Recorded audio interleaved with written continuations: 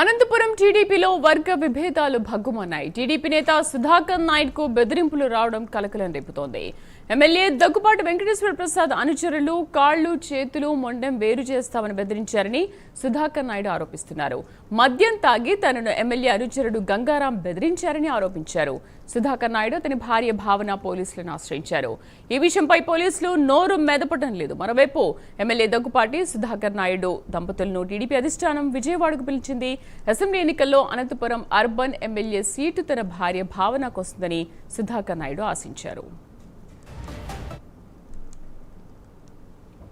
అనంతపురం టీడీపీలో వర్గ విభేదాలు భగ్గుమన్నాయి. టీడీపీ నేత సుధాకర్ నాయుడుకు బెదిరింపులు రావడం కలకలం రేపుతోంది. పూర్తి సమాచారాన్ని మా కరెస్పాండెంట్ నాగేంద్ర ప్రసాద్ అందిస్తారు. నాగేంద్ర ప్రసాద్, ఏంటి అసలు అనంతపురంలో ఈ వర్గ విభేదాలేంటి, ఏం జరిగింది?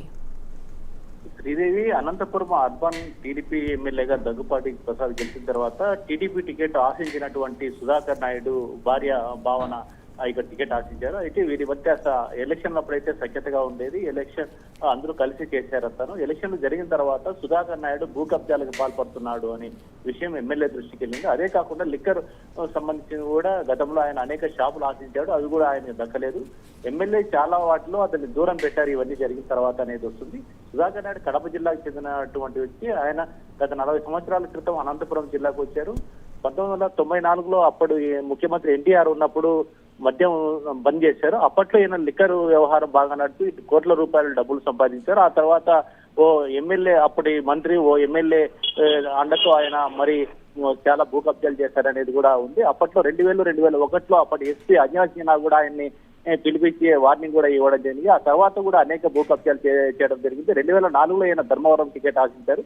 ఆ తర్వాత ఈయన వ్యవహార శైలిలో ఎక్కడా మార్పు రాలేదు. మన ఎలక్షన్లలో కూడా దగ్గుపాటి వెంకటేశ్వర ప్రసాద్ టికెట్ ఎలా ఆశించారో అలాగే సుధాకర్ నాయుడు తన భార్యకు వస్తుందనే ఉద్దేశంతో ఆయన కూడా ఆశించడం జరిగింది. అయితే టికెట్ రాకపోయేటప్పుడు అధిష్టానం కోరిక మేరకు ఆయన దగ్గుపాటి వెంకటేశ్వరకి ఆయన సపోర్ట్ చేశారు. అయితే అనేక చోట్ల ఈ కూట ప్రభుత్వం అధికారంలోకి వచ్చిన తర్వాత భూ కబ్జాలకు సంబంధించిన వాటి దాంట్లో అనేక పర్యాలు ఎమ్మెల్యేకి ఫిర్యాదులు అండి. దాంతో ఎమ్మెల్యే ఆయన దూరం పెట్టారు. ఈ మధ్య కాలంలో ఫ్లాట్ సంబంధించి భూ కబ్జాలకు సంబంధించి గంగారాంతో అతనికి వ్యవహారం నచ్చింది. అదే వ్యవహారంలో ఈయన ఆయనతో వాదులాడినట్టు తెలిసింది. ఆ విషయమై ఈయన గంగారాము మద్యం తాకి ఇట్లా చేశారనేది బయటికి ఆరోపణలు వస్తున్నాయి. అయితే ఎమ్మెల్యేకి దానికి ఏమాత్రం సంబంధం లేనేసి ఎమ్మెల్యే కార్యాలయం చెప్పడం జరుగుతుంది.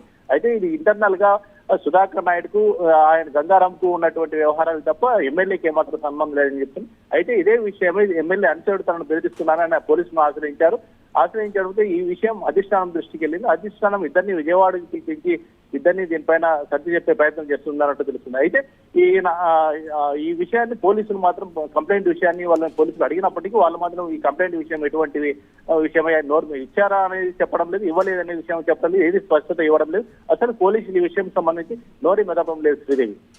Right Nagendranath, thank you.